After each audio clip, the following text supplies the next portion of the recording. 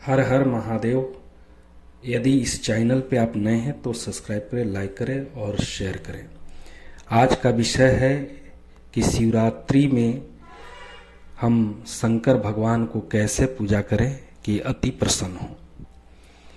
जो भी भाई बहन मेरे वीडियो को सुन रहे हैं उनको मैं शिवरात्रि पे पूजा करने का विधि और महादेव को प्रसन्न करने का सरल उपाय मैं दे रहा हूँ।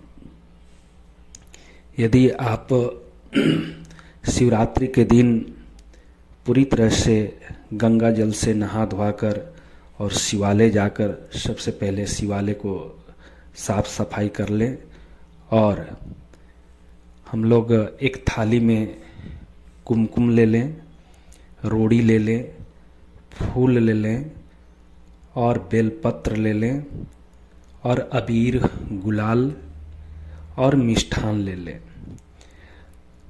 महादेव को अति प्रसन्न उजला फूल है, अगर फूल उजला हो सके तो जरूर लें। और धतूरा उनको अति प्रसन्न है, धतूरा आप ले सकते हैं। धतूरा का फूल, धतूरा का फर भी ले सकते हैं, तो उनको अति प्रसन्न है। सबसे पहले हम लोग शिव भगवान को गंगा जल से या तो दूध से स्नान करा लें। इसके बाद हम उनको पूजन करेंगे। कैसे पूजन करेंगे कि हमको अधिक से अधिक हमको फल प्राप्त हो और महादेव प्रसन्न हो। तो इसका भी विधि विधान है। अगर विधि से पूजा नहीं करेंगे तो महादेव अति प्रसन्न नहीं होते हैं, क्योंकि शिवरात्रि का मतलब है कि शिव और शक्ति का दोनों का मिलन का रात्रि है, इसीलिए शिवरात्रि बोलते हैं। शिवरात्रि में जो भी पूजा पाठ करते हैं शिव और शक्ति दोनों उन पे प्रसन्न होते हैं। इसलिए इस वीडियो को बड़ी ध्यान से सुनेंगे। अगर यदि मेरे बताए पर आप पूजा करेंगे तो निश्चित रूप से आपको जिस कामना के साथ आप पूजा करने जाएंगे वो कामना पूर्ति होगी। तो शिव भगवान को सबसे पहले नहला लेना है। नहलाने के बाद अभिषेक आप कर सकते हैं, दूध से भी अभिषेक कर सकते हैं। इसके बाद वहाँ पे बेलपत्र रख सकते हैं। इसके बाद जो भी आप चंदन ले गए हैं, रोड़ी ले गए हैं, जैसे रोड़ी जो है सब दिन नहीं चढ़ता है महादेव को, लेकिन शिवरात्रि के दिन चंदन रोड़ी दोनों चढ़ता है। इसलिए चढ़ता है कि उस दिन शिव और शक्ति दोनों का वहां पे मिलन होता है। बाकी दिन रोड़ी नहीं चढ़ाया जाता है महादेव पे, सिर्फ चंदन चढ़ते हैं, लेकिन शिवरात्रि के दिन रोड़ी भी वहां पे चढ़ाया जाता है, क्योंकि शिव और शक्ति का उस दिन मिलन का दिन है। तो बेलपत्र चढ़ा देंगे, रोड़ी चढ़ा देंगे, चंदन चढ़ा देंगे, अबीर, गुलाल और मिष्ठान चढ़ाकर और घी का दीप, अगर मिट्टी का दीपक हो तो अति उत्तम होता है। मिट्टी का दीपक में कलावे का बत्ती उसमें लगाएं और पूरा दीपक में घी भरा हुआ होना चाहिए ताकि एक आध घंटा जल सके।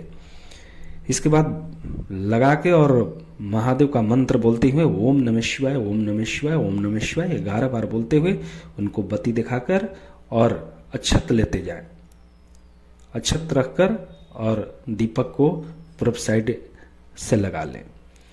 इसके बाद हो सके तो अगर आपकी कोई मनोकामना है तो पूजा करने के बाद, ऐसे तो शिवरात्रि का दिन रात में जगने का, चाहे रात में पूजा करने का विधि विधान है, लेकिन आप अगर यदि रात में नहीं जग सकते हैं तो दिन में ही आप रुद्राक्ष के माला से ओम नमः शिवाय, ओम नमः शिवाय का जाप यदि करते हैं तो उससे भी महादेव अति प्रसन्न होते हैं और महादेव के साथ आदि शक्ति दुर्गा माता भी प्रसन्न होती हैं, क्योंकि शिवरात्रि का मतलब है शिव और शक्ति का मिलन। उस दिन दोनों शक्ति अति प्रसन्न होते हैं और प्रचंड रूप में रहते हैं। तो जैसे और भाई बहन बहुत इच्छा के साथ पूजा करते हैं, जैसे किसी का शादी ब्याह नहीं हो रहा है या तो घर में धन का आगमन नहीं है, उनके लिए मैं उपाय दे रहा हूँ कि शिवरात्रि के दिन यदि रात में, जैसे दिन में आप पूजा कर लिए जो मैं विधि विधान बताया, और रात्रि में यदि आप घर पर भी आकर एक दीप लगाकर और महादेव के और शक्ति दुर्गा माता के, अगर आप दो चीज चाहते हैं, या तो सुख शांति चाहते हैं या तो धन चाहते हैं, तो ये दोनों के लिए मैं उपाय दे रहा हूँ।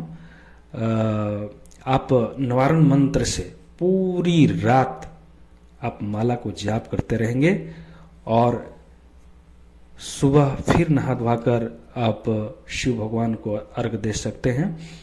तो उससे भी अति प्रसन्न महादेव होते हैं। और आप जिस इच्छा के साथ आप मंदिर में बैठ के पूजा किए, अपने घर के मंदिर में ही पूजा किए, अपने घर के मंदिर में ही जाप पाप किए, तो उससे भी आपको अति लाभ मिलेगा।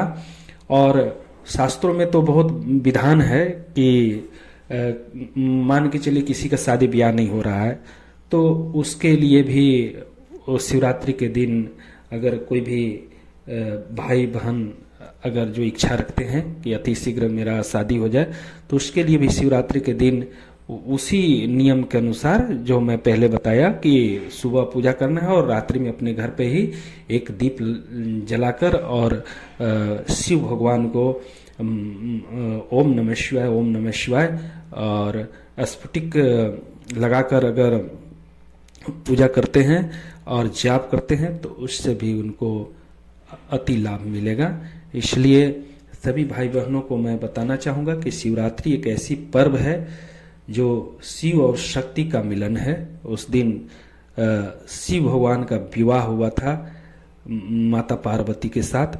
तो आप उस दिन यदि आप साधना या तो हवन यज्ञ पूजन करते हैं, तो आपके घर में जो दुख है, चाहे आपके जो मनोकामना है, या तो कोई आप काम करना चाहते हो काम नहीं बन रहा है, तो ऐसे में अति प्रसन्न होकर आपका काम अति शीघ्र बन जाता है और आप जो दुखी रहते हैं प्रसन्न हो जाते हैं।